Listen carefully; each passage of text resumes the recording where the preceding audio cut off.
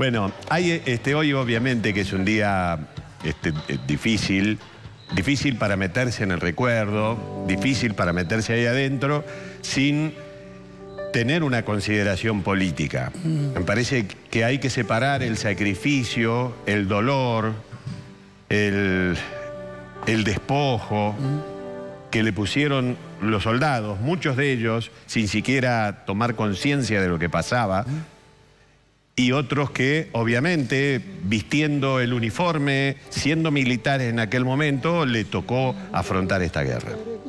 Pero una guerra donde hubo muchos inocentes. Yo puedo dar testimonio porque fui convocado en ese momento, estuve así al servicio militar en aquel momento, no porque tenía los 20 años reglamentarios, creo que eran 18 en aquella época, sí, sino por... Había pedido prórroga universitaria, entonces pospuse el servicio militar y me tocó justo. Tuve en el batallón de ingenieros de combate 101 de San Nicolás, en la provincia de Buenos Aires. Ahí me mandaron. No tuve suerte, no me tocó ir al frente, me tocó estar ahí, pero sí pude ver de cerca el dolor y conocí, porque viví con ellos, a muchos de los soldados que de ahí eran destinados a Bahía Blanca y de Bahía Blanca iban a Comodoro Rivadavia y de Comodoro Rivadavia a muchos les tocó ir a las Islas Malvinas.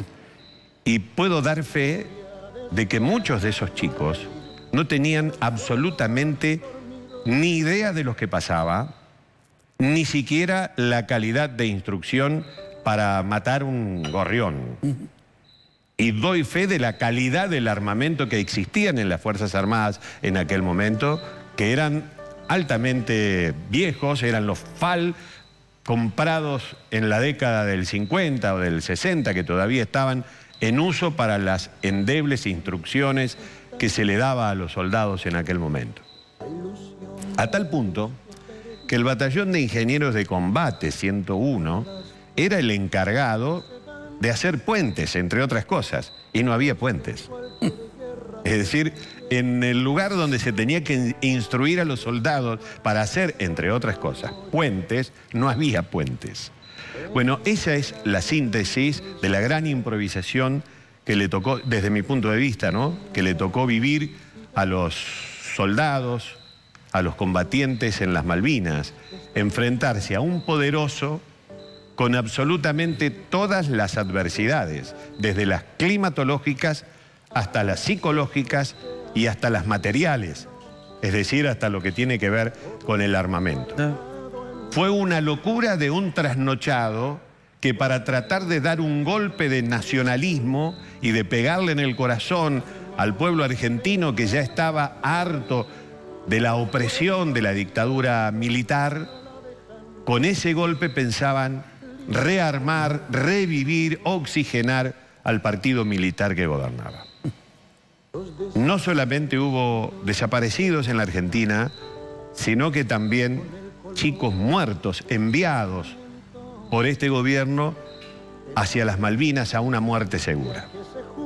Por suerte, gracias a los antropólogos, a ONG, a las familias, al sacrificio de mucha gente y muy poco de la política,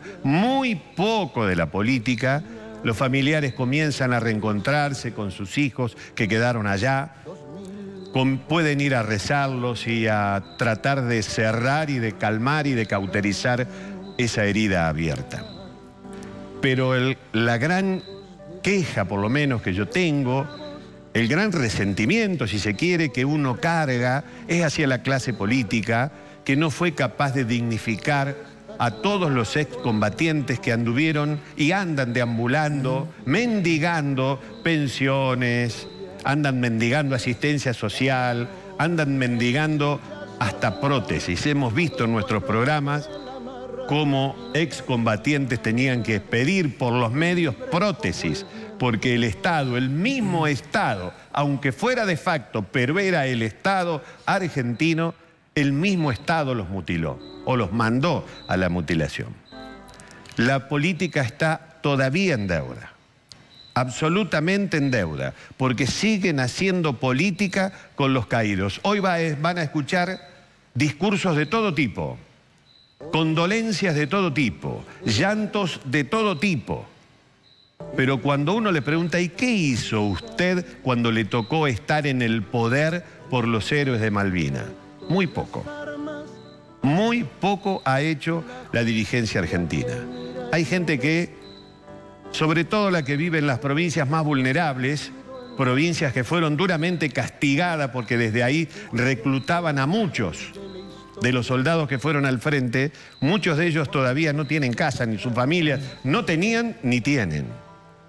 La pensión que tienen es una jubilación tan mala y tan pobre como la que tienen todos los jubilados en la Argentina.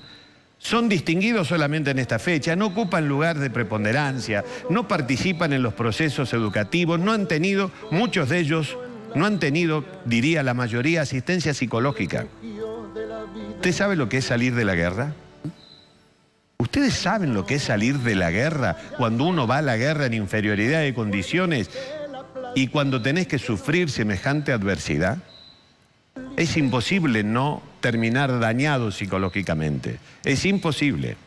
Lo vemos en los países del primer mundo que tienen secuelas de la guerra a pesar de vivir en el primer mundo, con la asistencia del primer mundo, con las ventajas que le dan a los excombatientes, y vemos las locuras que ocurren o cómo han terminado los soldados o los excombatientes en el primer mundo.